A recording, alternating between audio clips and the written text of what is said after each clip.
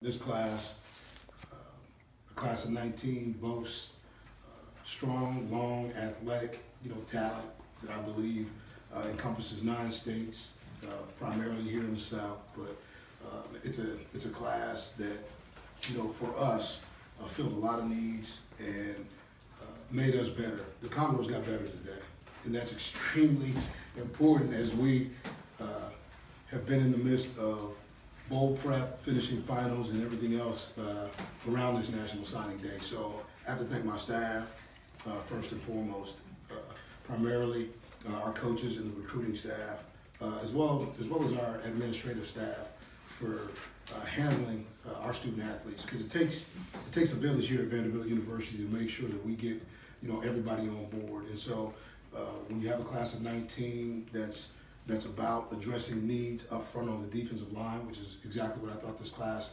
did. We addressed some needs at wideout. We addressed some needs on the back end in terms of our secondary. This is a class that really speaks to, shoring up some things, making sure that we have enough speed, athleticism, depth, and pushing the Commodores where we need to be in 2019.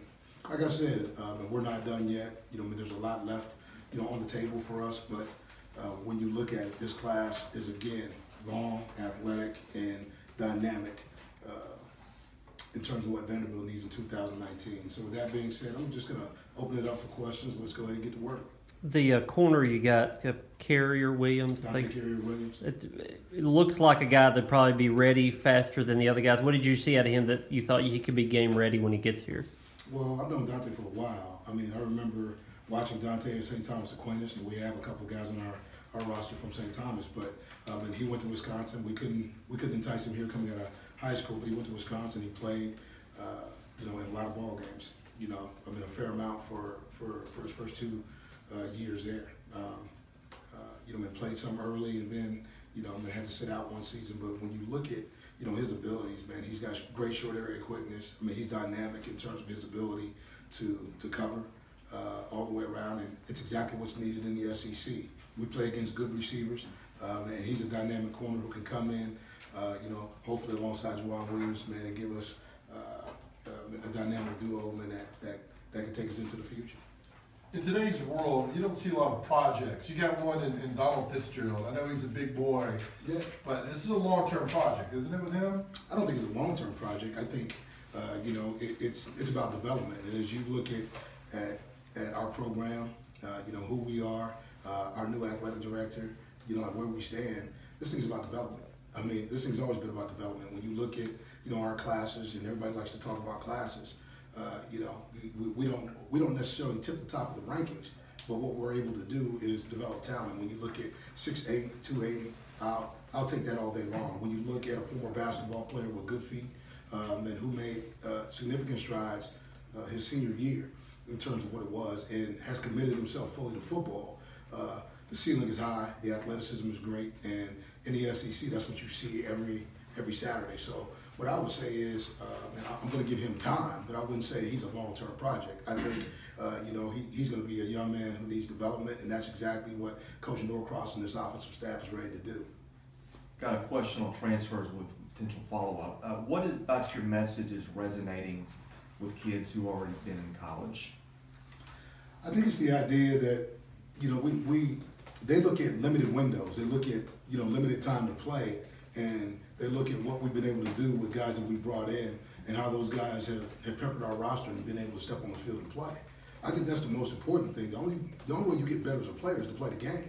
Everybody talks about playing, but a lot of times, there's smoke and mirrors. At Vanderbilt, what we do is we tell you, okay, exactly what we mean, and we're going to coach you, and we're going to give you an opportunity to compete.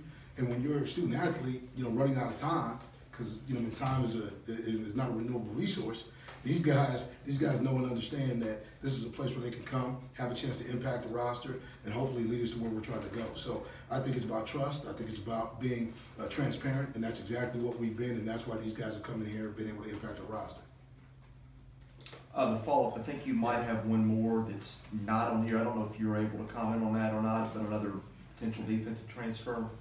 We're working through recruiting, as we speak. Like I said in the beginning, man, we're not done yet. So, man, what we're going to continue to do, man, is keep it moving. And we have some time left in this window, and what we're going to do is maximize it, and then we're going to extend this thing to February. Now, here's the deal. I thought we did a good job. In last year of making sure that we impacted this roster. So for me, it's nonstop. This is just the first installment of what we call the recruiting season. So what we have to do is just continue to stay the course. In this class today, okay, is an extremely strong and talented class, but that will move us forward. But we are not done. With Shermer graduating, you've got more athletic quarterbacks on your roster, and Jamil looks like he's one of those. Do you like that turn towards a dual threat guy at quarterback? I like the term of athleticism all the way around. I think in this conference where you have extreme pass rushers, whether you're talking about guys up front or second level backers who can pass rush, you got to be able to extend plays. Okay, I mean our offensive line is going to be young but vastly improved in terms of athleticism, but that just speaks to how we've been able to develop in this program and what we've done.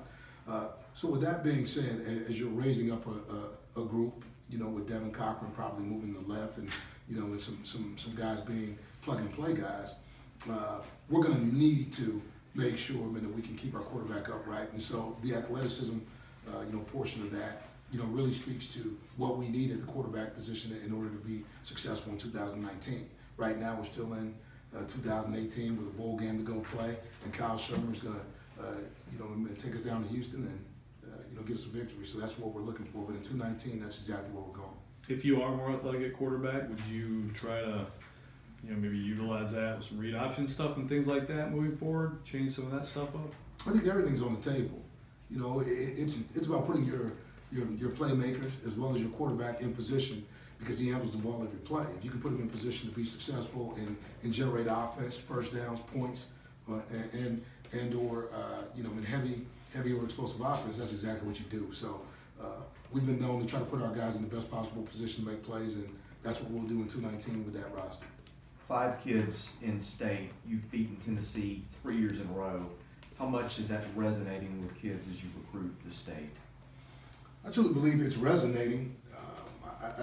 I think for us, we're recruiting young men that fit who we are. When you talk about Christian James and Devin Bodie, I think it's different.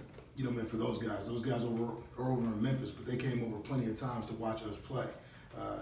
They fit the academic profile, they fit the athletic profile, and Whitehaven's been pretty good to Vanderbilt over the years. So I definitely appreciate what Coach Salisbury's doing over there. But those 2 young men are going to impact this roster, in the future. And when I look at, what we've done here, another Pearl Cone, in product, with Jaden, and you look at where we are with Donald, being, like somewhat of a guy, who's got to develop in this program, and then really Nate Clifton, from Brentwood Academy, who's won. I believe, we're doing exactly what we need to do. We're hitting the right programs.